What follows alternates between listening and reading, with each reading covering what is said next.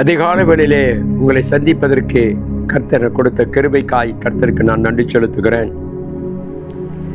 நம்ம அழைத்திருக்கிற தேவனுக்கு நாம் செவி கொடுக்க வேண்டும்.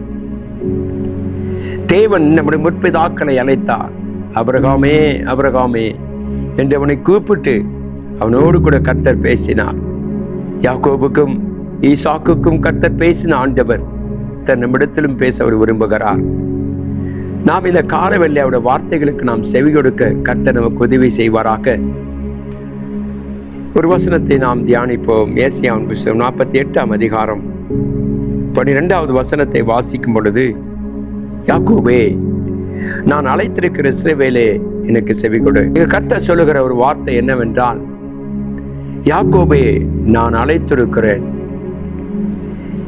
ஆகவே நீ எனக்கு செவி கொடு என்று சொல்லுகிறார். ஒரு மனிதன் தேவனுடைய சத்தத்துக்கு செவி கொடுக்கும் பொழுதுதான் அவருடைய வாழ்க்கையிலே மாற்றங்களை காண முடியும். உலக பிரகாரமாக நம்மை எஜமான்களோ மற்றவர்கள் அழைக்கும் பொழுது நாம் அவர்களுக்கு செவி கொடுக்கிறோம். அதை காட்டிலும் நம்முடைய ஆத்ம மீட்பராகிய இயேசு கிறிஸ்து நம்மை அழைக்கும் பொழுது முதலாவது நாம் செவி கொடுத்து பழக வேண்டும். அவர் சொல்லுவதை நாம் பொறுமையாய் கேட்கக்கூடிய ஒரு அனுபவத்தை கர்த்தர் நமக்கு தருவாராக. நான் அழைத்திருக்கிற இஸ்ரவேலே, எனக்கு நீ செவி கொடு. எதற்கு நாம் அவருக்கு செவி கொடுக்க வேண்டுமானால், அவர் சொல்லுகிறார், நான் முந்தினவரும் பிந்தினவருமாய் இருக்கிறேன். நம்மை அழைத்திருக்கிற தேவன், நம்மை தெரிந்து கொண்ட தேவன், நம்மை பெயரிட்டு அழைத்த தேவன் நம்மை பார்த்து சொல்ல, எனக்கு செவி கொடு. ஏனென்றால் நான் காரியங்களை மாற்றி கொடுக்கிற தேவனாக இருக்கிறவர். ஆகவேதான் நாம் சபையாக நம்முடைய காரியத்தை கேட்கிற ஒவ்வொரு பிள்ளைகளும் காண வேண்டிய காரியம், எதற்காக நாம் அவருக்கு செவி கொடுக்க வேண்டுமானால், அவர் சொல்லுக, என் கரமே பூமியை அஸ்திபாரப்படுத்தி எனது வலதுகை வானங்களை அளவிட்டது, நான் அவைகளுக்கு கட்டளையிட அவைகள் அனைத்தும் நிற்கும்.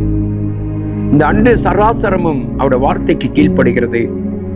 அவர் சொல்லுகிற வார்த்தைக்கு நீ கீழ்ப்படிவாயானால் உன்னுடைய வாழ்க்கையில கர்த்தர் கொடுத்திருக்கிற ஒரு மாபெரும் கிருபை, இந்த சகலமும் உனக்கு கீழ் அடங்கி இருக்கும்.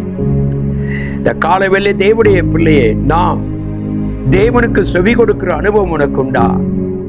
நம்மை கூப்பிடும் பொழுது, ஆண்டவரே இதோ இருக்கிறேன் என்று சொல்ல முடியுமா? இதோ சாமுவேல் சொன்னான், ஆண்டவரே சொல்லும் அடியேன் கேட்கிறேன். நம்ம அநேகர் அறிந்திருக்கிறோம் வாக்கு தத்தங்கள் எல்லாம். இந்த காலவேளை தேவனுடைய பிள்ளை அவர் கூப்பிடும் பொழுது அவருக்கு செவி கொடு. அவர் என்ன சொன்னாலும் அதற்கு செவி கொடு. ஏனென்றால் அவர்தான் உன்னை உயர்த்துகிறவர், அவர்தான் உன் மேன்மைப்படுத்துகிறவர். ஆகவேதான் அவர் சொன்னார், இதோ நான் முந்தினவரும் பிந்தினவருமாய் இருக்கிறேன். வரப்போகிற தேவனாகிய கர்த்தர் அவருடைய வருகைக்கு காத்திருக்கிற அருமையான விசுவாசியை நாம் அவருக்கு செவி கொடுக்கிற அனுபவத்தை கர்த்தர் நமக்கு தருவாராக. இந்த உலகத்தில் 1000 இருந்தாலும் தேவனை அறிந்து ஆராதிக்கிற உனக்கு கர்த்தர் சொல்லுகிறார், நான் முந்தினவரும் பிந்தினவருமாய் இருக்கிறேன். ஏனென்றால் அவருடைய கரம் சொல்லுகிறது, நான் இந்த உலகத்தை உருவாக்கினேன், இந்த உலகத்தில் எனக்கு நன்மைகளை செய்தேன் என்று சொல்லுகிறார். ஆகவேதான் நாம் செவி கொடுக்க வேண்டும். 14ஆம் வசனத்தை வாசிக்கும் பொழுது, நீங்கள் எல்லாரும் கூடி வந்து கேளுங்கள், கர்த்தருக்கு பிரியமானவன் அவருக்கு சித்தமானதை பாபிலோனில் செய்வான். நம் அனைவரும் கூடி வந்து கேட்க வேண்டிய ஒரு காரியம் அதுதான். கர்த்தருக்கு பிரியமானவன் அவருடைய சித்தத்தை பாபிலோனில் செய்வான். பாபிலோன் என்பது உலகத்துக்கு அடையாளமாக இருக்கிறது. தேவனுடைய பிள்ளை கர்த்தருடைய சித்தம் செய்கிறவனாக இருக்க வேண்டும். நம்முடைய சித்தம் அல்ல, நம்முடைய எண்ணம் அல்ல, நம்முடைய சிந்தனைகள் அல்ல, நம்முடைய சுய புத்தியின் அல்ல. தேவனுடைய சித்தத்தை செய்கிறவன் கர்த்தருக்கு பிரியமானவன். அவருக்கு பிரியமானதை செய்ய நாம் கற்றுக்கொள்வோமானால் இந்த காலவெளியில் உன்னை ஆசீர்வதித்து கனப்படுத்த அவர் போதுமானவராக இருக்கிறார். ஆகவேதான் அவன் சொல்லுகிற காரியம் என்ன? நீங்கள் எல்லாரும் கூடி வந்து கேளுங்கள், கர்த்தருக்கு பிரியமானவன் அவருக்கு பிரியமானதை பாபிலோனில் செய்வான். அவன் பயம் கல்தேயர் மேல் இருக்கும் என்பதை இவர்களை அறிவித்தவன் யார் என்று கேட்கிறார். என கண்பான தெய்வ பிள்ளை, அந்த காலவெளியில கர்த்தருக்கு செவி கொடுக்கிற பழக்கம் உனக்கு உண்டா?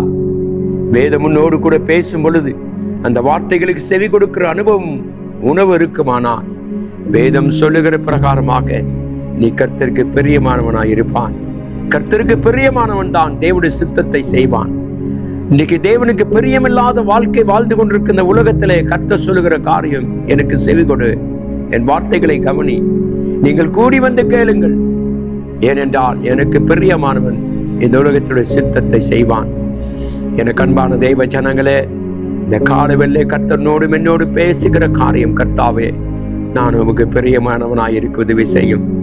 வேதத்தில் அநேக மக்கள் தேவனுக்கு பிரியமாய் வாழ்ந்தவர்களை குறித்து நாம் வாசிக்கிறோம். அவர்கள் வாழ்க்கையெல்லாம் மலர்ந்து செழித்து போயிருக்கிறது. அவருக்கு பிரியமானதை செய்ய இந்த காலவேளை நமக்கு கற்றுக் கொடுப்பாராக.